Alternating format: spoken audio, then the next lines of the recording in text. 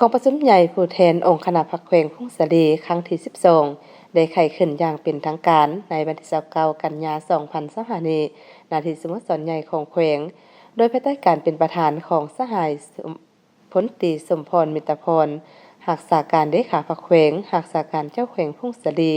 เป็นเกียรติเข้าร่วมของสหายปริญญาเอกสินดวงศ์คุดไพฑูรย์กรรมการกรมการเมืองส่วนกลางพรรคประธานส่วนกลางในลาวสังชาติผู้สินำแขวงพงศลีมีบรรดาสหายรองเลขาพรรคแขวงคณะประจำพรรคแขวงกรรมการพรรคแขวง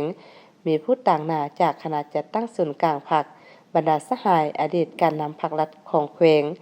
นักปฏิบัติอาวุโสผู้ทรงคุณวุฒิแขกเชิญนักรบแข่งขันบรรดาบริษัทนักธุรกิจและผู้แทนสมบูรณ์ในทั่วแขวงเข้าร่วมสหายท้องศรีเสาสุริพรมรองเลขาพรรคแขวงประธานสภาประชาชนแขวงได้ผ่านวดสำรวจการนำพารวมของคณะบริหารงานพรรคแขวงสมัยที่11จากนั้นคณะบริหารงานพรรคแขวงสมัยที่11ขึ้นลานนาทีจากนั้นคณะจัดตั้งศูนย์กลางพรรคได้ผ่านมาตรฐานเงื่อนไขคณะพรรคสุดใหม่มาตรฐานเงื่อนไขของผู้แทนสมบูรณ์สำรองผ่านมติรับรองรายชื่อผู้รับสมัครเลือกตั้งคณะพรรคสุดใหม่และรายชื่อสมัครเลือกตั้งเป็นผู้แทนสมบูรณ์สำรองในนี้ผู้สมัครเลือกตั้งมี40สหายหญิง3สหายเลือกเอา35สหาย